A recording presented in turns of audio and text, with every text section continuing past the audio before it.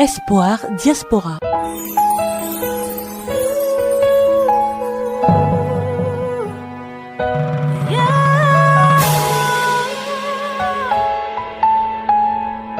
Espoir Diaspora, une émission produite et présentée par Pierre Kipré. Let's go!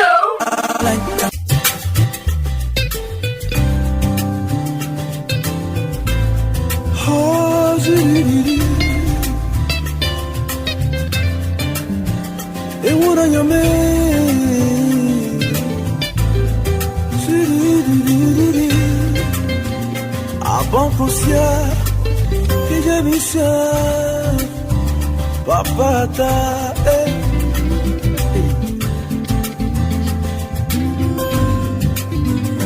Maulo. Espoir Diaspora. Je m'appelle Émile Bigomira, prêtre, curé de paroisse en France, précisément au diocèse de Vannes. À la question posée au sujet d'une fille qu'un Africain épouse ici en France, dans l'espoir de trouver le bonheur, mais la jeune fille apporte plutôt la misère. Bon, je répondrai d'ailleurs d'abord en disant que, bon, la jeune fille apporte la misère, mais ce sont les jeunes gens qui disent ça. Mais que disent les jeunes filles? Répondons à la question. La fille qui apporte la misère. Moi, je crois que quand nos sœurs sont encore en Afrique, elles se comportent comme des Africaines dans leur culture. Une culture qui demande aux filles, aux femmes de se soumettre. Et bien bon, quand elles atterrissent ici dans la société occidentale, elles trouvent autre chose. Ce n'est pas la soumission qu'on leur demande, c'est plutôt l'échange et le dialogue. Et est-ce que ces jeunes filles, ces jeunes épouses trouvent ce dialogue chez leur mari? Ce n'est pas toujours sûr. Deuxième chose, ce que le mari parfois oublie, c'est que ces jeunes dames, justement, quand elles arrivent ici, elles tombent dans une société de démocratie, de dialogue, et elles sont conscientisées là-dessus, parce qu'il y a des féministes qui leur apprennent leurs droits. Évidemment, elles entrent dans cette culture, dans cette mentalité. Puis après, évidemment, tout de suite arrive le conflit de culture, entre deux cultures. La culture qu'elle acquiert en arrivant ici, et la culture de son mari qui n'a pas voulu changer, qui est, lui, resté dans la culture africaine. Je crois que c'est là où, justement, il y a des problèmes. Il y a ce choc, ce choc entre la dame qui, elle, a appris une nouvelle culture occidentale, et monsieur qui est plutôt dans le déni, qui veut rester dans la culture d'origine et qui ne veut pas changer, évoluer. Voilà. Espoir Diaspora. Sans Norbert, tu fais venir une dame ou une fille et elle te crée des problèmes. Pour commencer, je vais paraphraser notre Agalawal qui dit en toute chose, il y a deux cas. Moi, je prendrais d'abord l'option où tu dois d'abord toi-même, en tant qu'individu, faire ton mea culpa, faire ton bilan personnel pour savoir qu'est-ce qui a pu occasionner cette déviation de la part de la personne que tu as envoyée. Tu peux être fautif, faut jamais renoncer de se remettre en cause. On se remet en cause et on cherche à savoir pourquoi c'est arrivé. Et si malgré tout, il se trouve que c'est la découverte du monde bling bling ou du monde extraordinaire qui amène ta conjointe à intervenir ainsi, ben c'est simple.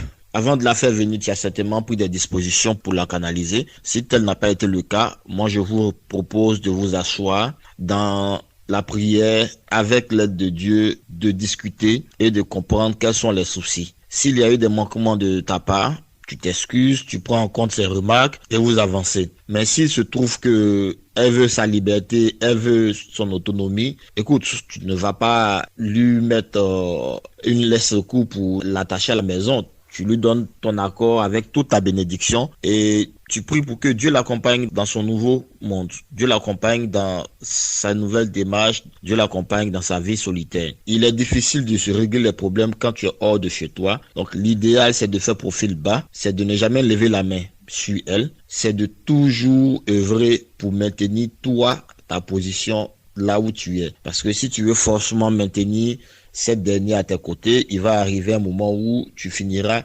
par en découdre avec la justice et cela ne va vraiment pas arranger tes affaires. Si vous avez des enfants, vous discutez très simplement sur la garde des enfants Et parce que si tu vas aller en justice, tu risques de laisser toute ta vie à régler des problèmes et à payer pour des choses que tu peux éviter. Voici ma contribution et avec l'aide de Dieu, j'espère que les auditeurs qui sont dans cette situation pourront trouver le bout du tunnel et retrouver la joie de vivre. Je vous remercie et que Dieu continue de bénir la Côte d'Ivoire et tous ses habitants. Amen. Espoir Diaspora. Je suis le père Jean-Paul Sosa, vicaire en paroisse dans un diocèse de France. Alors, nous avons posé la question de la fille que tu fais venir et après qui t'écrit tous les problèmes. C'est vrai que c'est malhonnête quand ça arrive parce que on a l'intention de vouloir aider quelqu'un, de vouloir lui donner une vie digne. Et certainement, l'homme qui te fait venir, c'est que vraiment il t'aime. Parce que nous savons que c'est pas facile de faire venir quelqu'un dans la diaspora. Et si un homme choisit de faire venir une fille dans l'intention de l'épouser, c'est qu'il l'aime vraiment. Et si cette fille-là après se comporte mal, c'est vraiment dommage. Voilà, ça fait mal au cœur. Et je compatis à la douleur de tous les hommes qui ont vécu cela. Il ne faut pas regretter d'avoir fait le bien, parce que le bienfait n'est jamais perdu. Si vraiment on a fait quelque chose par amour, ça peut faire mal, mais il faut remettre tout dans les mains de Dieu, lui seul qui sait rendre justice. Si vous avez eu à le faire, ne regrettez pas d'avoir aidé la personne. Alors, est-ce qu'il faut faire venir une fille? À chacun de considérer. Moi, je dis personnellement, je n'ai pas de réponse pour cela, mais je dirais à chacun de considérer